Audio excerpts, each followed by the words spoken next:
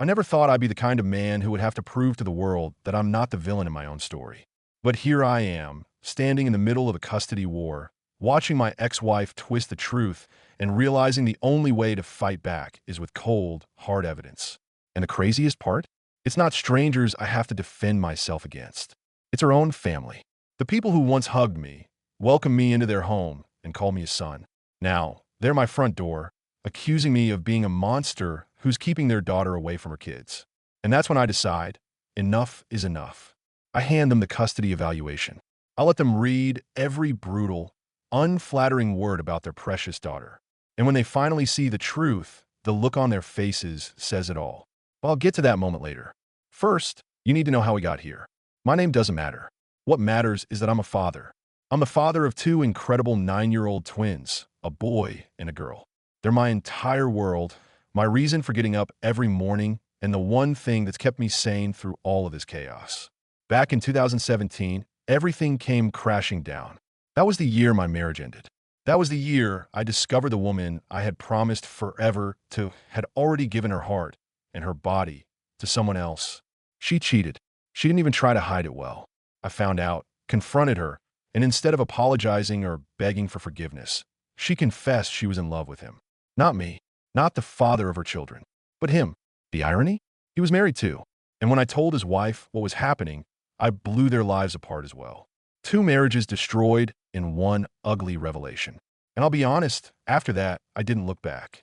I filed for divorce because what else could I do? How do you keep loving someone who's already chosen someone else? How do you trust a partner who's proven they value cheap passion over family, stability, and loyalty? You can't. So I walked away. Well, almost. Because the truth is, when you have kids, you can't ever really walk away. You're bound forever by the choices you make for them. The divorce was ugly, like most divorces are. But the ugliest part wasn't dividing up furniture or bank accounts or even a house. It was the custody. Who gets the twins? Who gets to decide their schedule? Who gets to kiss them goodnight, pack their lunches, show up to their school events? We tried to come to an agreement. Joint custody, 50-50. She swore up and down she could handle it. She swore she'd be there for them. And for a short while, she played the part. She stopped going on work trips. She acted like a mom who was ready to prove the court wrong, ready to prove me wrong, ready to show she could be just as present, just as responsible. And I almost believed her. Almost. But deep down, I knew it wouldn't last. And I was right. Because the moment the ink was dry on our divorce papers, she went right back to her old habits. Traveling, working late, canceling visits, showing up 4 days a month, maybe 6 if the stars aligned. Not once did she ever manage to stick to the 14 days she was supposed to have. And me? I was left holding everything together. The schedules, the pickups, the doctor's appointments, the parent-teacher conferences, the late nights when the twins had nightmares, the early mornings when they needed breakfast and clean clothes and a pep talk before school. I did it all. And at first, I told myself it didn't matter. I told myself, you're their dad. This is what dads do. Just handle it. But then reality hit me. I couldn't keep pretending this was fair. I couldn't keep letting her waltz in and out of their lives whenever it suited her, while I bent over backward to give them stability.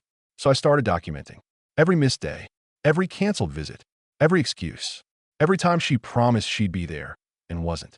I kept a log, detailed and meticulous, because I knew one day I might need it. And sure enough, that day came.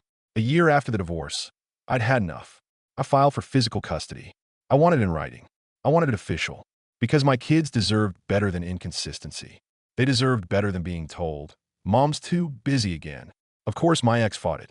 She fought hard. But the truth is, she didn't have much to stand on. Her own track record was her downfall. She couldn't hide the fact that she hadn't been showing up. She couldn't argue with the evidence. So she did what people like her do. She stalled. She dragged out the process. She forced us into evaluations, into hearings, into exhausting, drawn-out battles. We ended up in front of a custody evaluator, someone whose entire job was to examine both parents and decide who could provide the most stable home. And let me tell you, those reports don't lie. They're brutal. They dig deep. They leave no stone unturned. And when the report came back, it was clear as day. She wasn't the stable one. She wasn't the reliable one. She wasn't the parent who could put the kids first. I was. The evaluator saw it. The court saw it. And eventually, I won. I got physical custody. She still had visitation rights, of course, but even those came with strict conditions. If she was more than 30 minutes late, the visit was canceled. Because the court knew kids need stability, not constant disappointment. Now, you'd think after all that, after losing in court, after having it spelled out in black and white that she needed to get her act together, she would try harder. But she didn't. She kept being late. She kept canceling. She kept making her children feel like an afterthought. And me? I got tired of playing nice. At first, I tried to be flexible. I told myself, let her see them, even if she's late. The kids deserve their mom. But the more I bent the rules, the more she bent reality. She started expecting me to cave. She started believing she could do whatever she wanted, and I would cover for her. So I stopped. I stopped swapping weekends. I stopped letting her slide. I started enforcing the 30-minute rule to the letter. And 4 separate times, I refused to hand over the kids because she didn't show up until the next day. Do you know how it feels to watch your kids sit by the window, waiting for a mom who doesn't arrive? Do you know how it feels to tuck them into bed, answering their little voices when they ask, "Where's mommy?" with nothing but lies to soften the blow? That's the reality she created. And I wasn't going to let her keep breaking their hearts. But of course, she couldn't admit that to anyone else. She couldn't tell her family the truth, that she was the one missing visits, that she was the one failing her kids. So she did what cowards do. She lied. She told them I was the villain, that I was refusing to let her see her children, that I was holding them hostage out of spite. And her family believed her. They believed every word. Until one day, they showed up at my house. Her parents, her siblings, all of them standing on my front lawn demanding answers, shouting at me like I was some criminal, some heartless man who wanted to cut a mother out of her children's lives. And I snapped. I told them to stop pretending she was some innocent victim. I told them the truth, that she wasn't the mother they thought she was, that the court had seen through her lies. And then I did something that changed everything. I handed them the custody evaluation, the whole, ugly, brutal report, page after page of evidence showing just how little effort she put into being a mom. They read it. I know they did, because later she called me, screaming, raging like a banshee, because I had exposed her, because I had destroyed the illusion she'd built around herself. And for the first time, her family finally saw the truth. After I handed her family that report, there was no going back. The line had been drawn, the truth had been exposed, and my ex-wife was furious. Her phone call still rings in my ears, shrill and filled with rage, like a wild animal cornered and lashing out. She accused me of humiliating her. She accused me of betraying her trust. She even tried to say I had no right to share something private. But how private can it be when you've already been lying about it to everyone else? She had no problem making me out to be a villain in her story. She had no problem painting me as some selfish man who wanted to rob her of her children.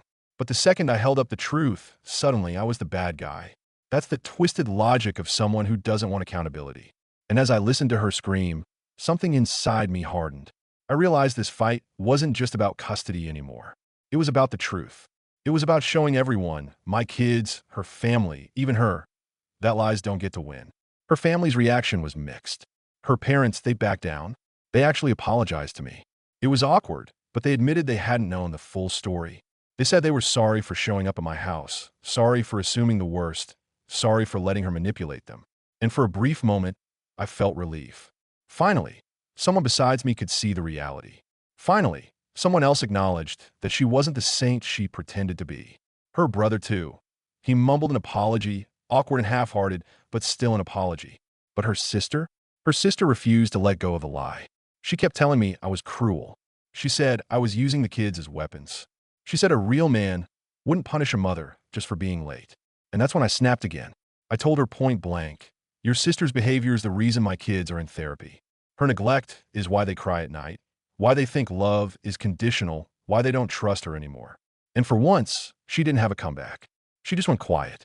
Because when you shine a light on the truth, even the loudest critics tend to go silent. But peace never lasts. My ex decided if she couldn't win with honesty, she'd double down on manipulation. She started telling the kids little things, subtle digs designed to make me look like the enemy. Daddy doesn't want me to see you. Daddy makes the rules, so I can't spend time with you. Daddy is the reason we don't have more weekends together. And as much as I tried to counter it, as much as I reassured my kids that I loved them and wanted what was best for them, I could see the confusion in their eyes. They're 9 years old. They're smart, but they're still kids. They shouldn't have to navigate a war between their parents. They shouldn't have to wonder who's telling the truth. And it killed me inside to see her weaponize them like that. Because when you're a parent, your job isn't to make your kids love you more. Your job is to make sure they feel loved, period. She didn't get that. She saw them as leverage. She saw them as points to score in her game against me. That's why I made the hardest decision of all. I put my kids in therapy.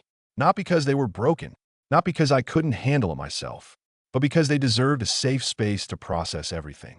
They deserved someone who wasn't mom or dad, someone neutral who could listen and help them make sense of the chaos. The first few sessions were tough. They were quiet, hesitant, not sure what to say, but slowly I watched them open up. They started talking about their disappointment, their sadness, their anger.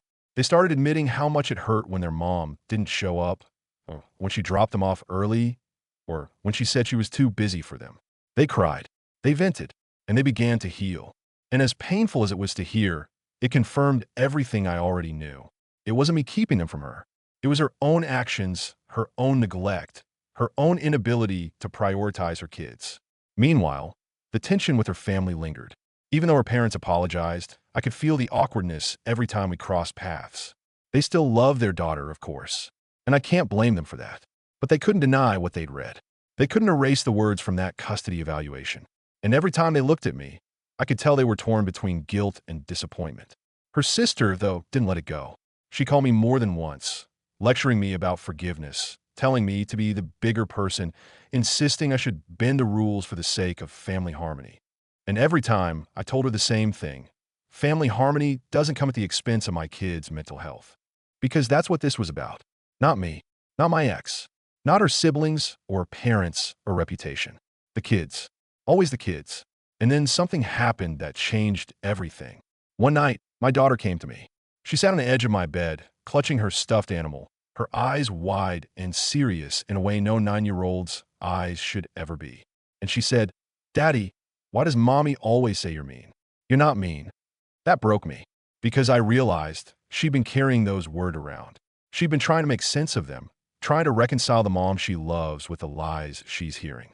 And I had to look her in the eyes and tell her the truth without destroying her relationship with her mother. So I said, "Sweetheart, sometimes grown-ups say things they don't mean when they're upset. Mommy loves you. I love you. And that's all that matters." But inside I was boiling, because kids shouldn't have to choose between believing one parent and loving the other.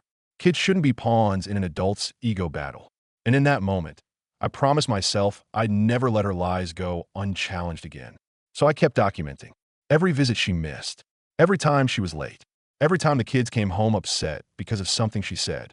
I created a record that couldn't be disputed, because I knew, eventually, this would end up back in court.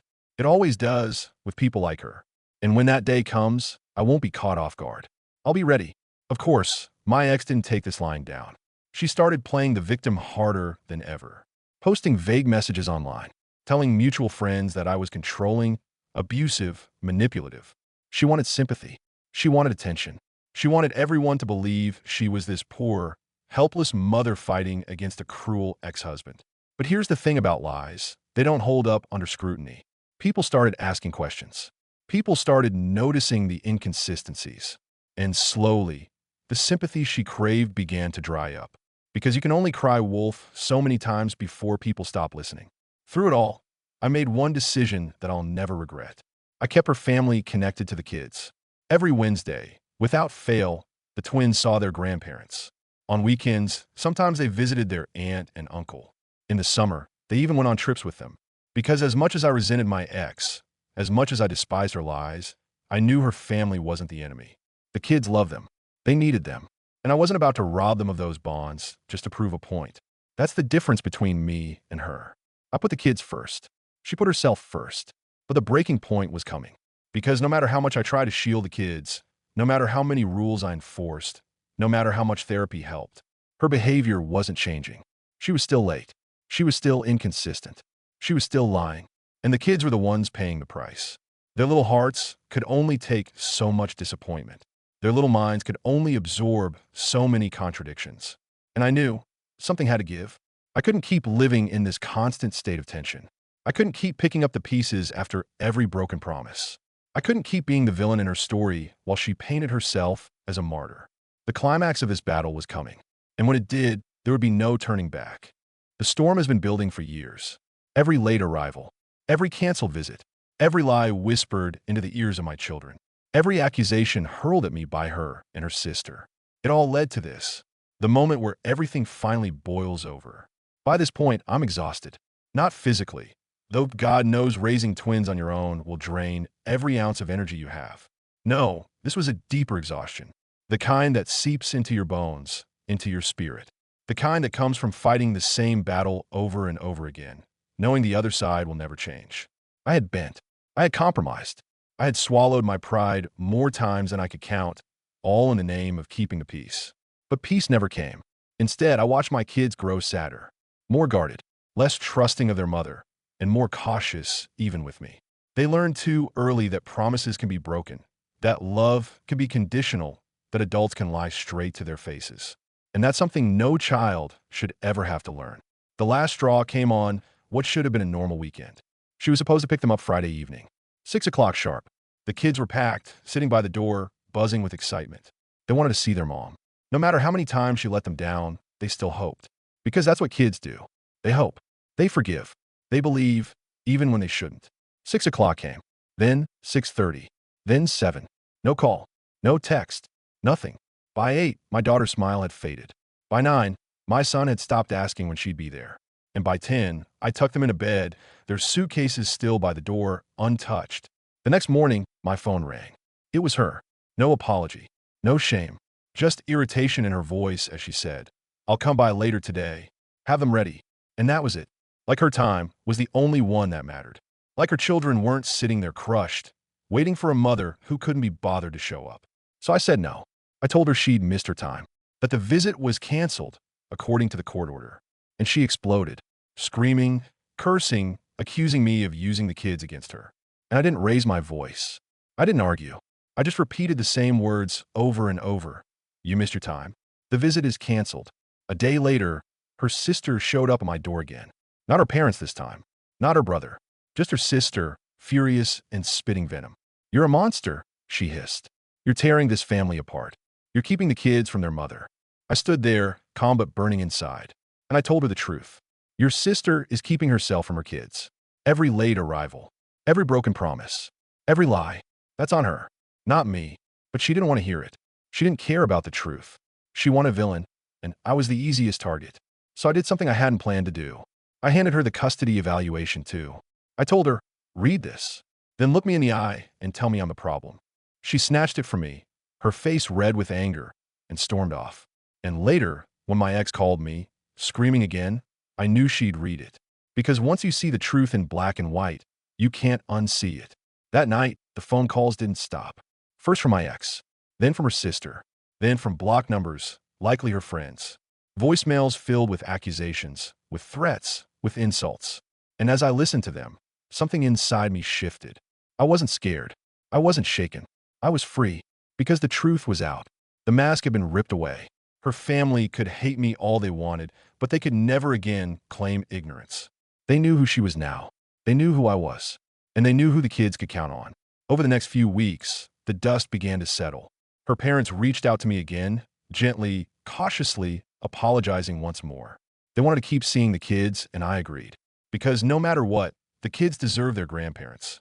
Her brother stayed quiet. Her sister never spoke to me again. And honestly, I didn't care. Because the only opinions that mattered were sitting in my living room, playing with Legos, asking for bedtime stories, laughing at cartoons. My kids, the ones I was fighting for all along. Therapy continued, and little by little, I saw them grow stronger. They still love their mom, of course, and I never tried to stop that. But they also started to understand that her failures weren't their fault. They stopped blaming themselves for her absence. They stopped waiting by the door with that fragile hope in their eyes. They started living in the present, enjoying the time they had, instead of longing for the time they didn't. And for me, that was victory. Not winning in court, not proving her family wrong, not enforcing visitation schedules, but watching my kids smile again without the weight of disappointment on their shoulders. And here's what I've learned through all of this. Lies can survive for a while. They can spread, they can fester, they can infect even the people closest to you. But eventually, the truth shines through. It might take years.